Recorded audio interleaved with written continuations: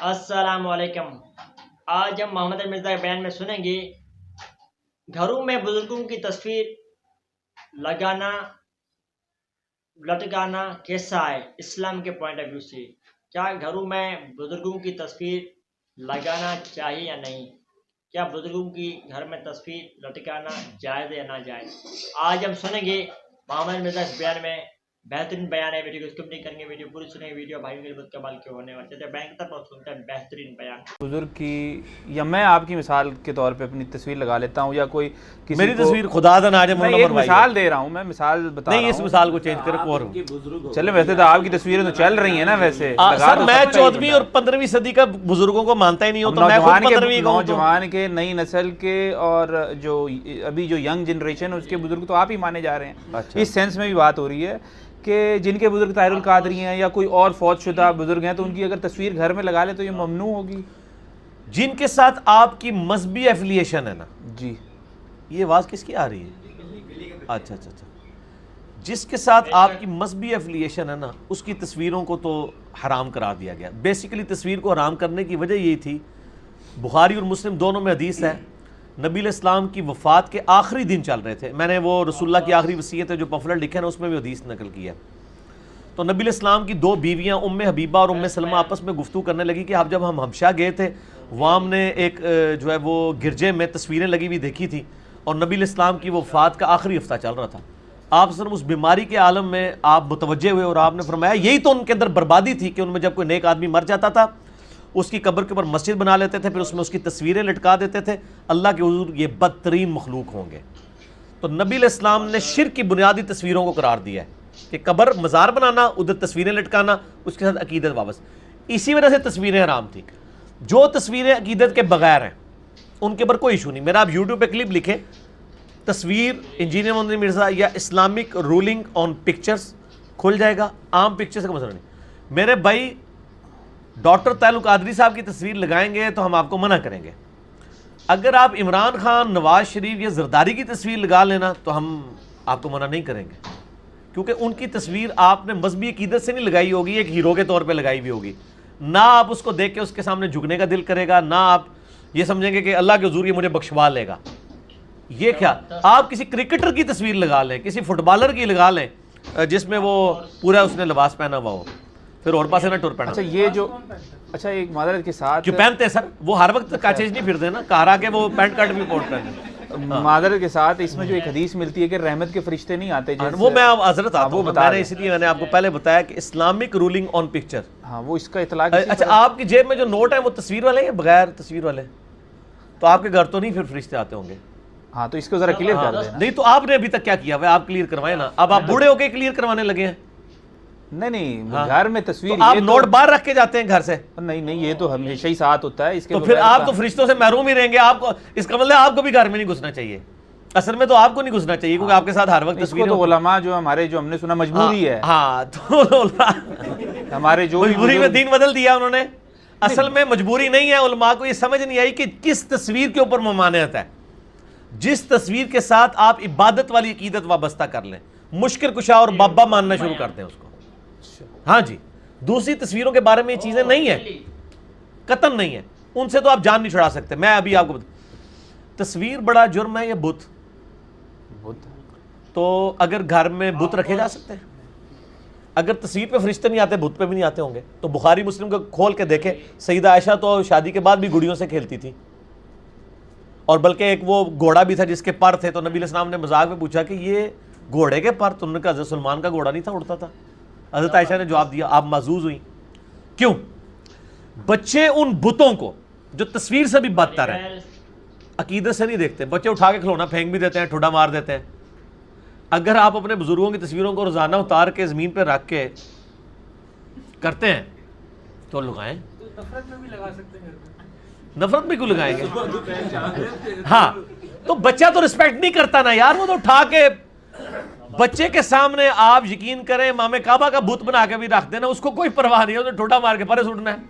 اگر اس طرح کی آپ کی عقیدت ہے نا کسی بت اور تصویر سے، تو آپ پورے گھر میں تصویر و تصویر کریں، انشاءاللہ فرشتوں کو پرابلم نہیں ہوگی۔ فرشتے تو ہو سکتا ہے خوشی سے آئیں، کہ یہاں پہ تو کافی دلائی ہوتی ہے. جاندار والی حدیث ہے اس کا بھی اطلاع کسی پہ کیا؟ کسی جاندار کی تصویر یار وہ جاندار ہی تھا نا گھوڑا.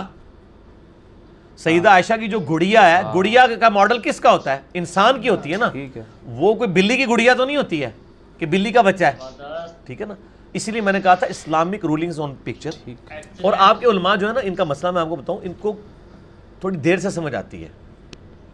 شروع میں سپیکر جب آیا, احمد بریلوی اور اشرف تھانوی صاحب دونوں نے اسے شیطانی آواز ڈکلیئر کیا.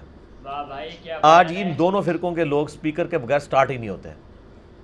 ٹھیک, ایون ان کے جمعے کے خطبے میں 5 بندے سامنے بیٹھے ہوتے ہیں نا, سپیکر انہوں نے 500 بندوں والا لگایا ہوتا ہے.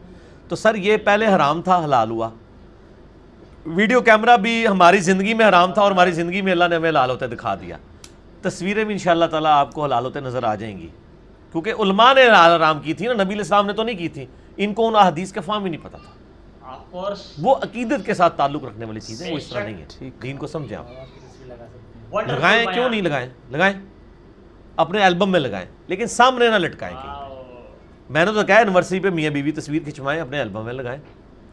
اچھا یہ نہ سمجھیے گا میں کو کتا لال کر رہا ہوں. میرے بھائی, میرا اسلام آباد میں ماشاءاللہ 7 مرلے کا گھر ہے. میرے پورے گھر میں آپ ڈھونڈنے سے اتنی سی تصویر بھی نہیں نکال سکتے, اخبار کی بھی. میں نہیں رکھتا ہوں. تقویٰ اپنی جگہ, فتویٰ اپنی جگہ. پیسے بھی نہیں. ہاں, میاں بیوی کی تصویر جی, نوٹ بھی نہیں رکھتے. نہیں نوٹ تو ہے نا, وہ تو ان کے علماء نے جہاں دے دی, اس پہ تو اجماع ہو گیا نا. جب علماء, اور سر آج جب علماء, سر میں تو دوسری تصویروں کا بھی حامی ہوں. نوٹوں کا فتویٰ تو پہلے ہی مجھے ملا ہوا ہے نا, میں تو دوسری طرف کھڑا ہوں. آپ یہ کہتے ہیں کہ نوٹوں کے علاوہ کوئی تصویر نہیں نکلی. نہیں تو اس کی کیا ریزن ہوئی پھر علی بھائی جی؟ اگر اس کی نوٹوں کے علاوہ جب مجھے آپ گھر سے باہر نکال دیں گے نا, تو آپ کو نوٹ بھی نہیں ملیں گے. نوٹ میری جیب میں ہوتے ہیں. اس کی ریزن پھر کیا ہوئی کیا کہ لٹکا نہیں سکتے؟ وہ یہ ایک چیز عالم سر, وہ اس لیے کہ رسپیکٹ ہے. آپ کو پتا ہے فقہ حنفی کا یہ پیٹ مسئلہ ہے. چلیں اب آپ کو میں فقہ حنفی سے سمجھاتا ہوں نا, آپ کو اس سے پہلے ایک مثال لے لیں. میں اپنی بیوی کی رسپیکٹ نہیں کر سکتا لٹکا کے. نہیں کیوں کریں گے؟ رک جاؤ نا یار, لٹکا کے بیوی کو لٹکانے لگے آپ؟ نہیں, تصویر کی بات کر رہا ہوں. تصویر کو لٹکا آپ اپنے بیڈ روم میں مثال کے طور پر. نہیں, وہ آپ کی بیوی آپ کہے گی کہ آپ اپنے اسمارٹ فون میں میری تصویر لگیں, ایز اے وہ اسکرین سیور رکھیں. اچھا, ہاں, بیوی کو ڈائریکٹ دیکھیں اپنے بیڈ روم. نہیں, وہ دوسرے شہر میں ہوں گے نا, تو پھر میرا خیال ہے وہی ہوگا. ٹھیک ہے نا.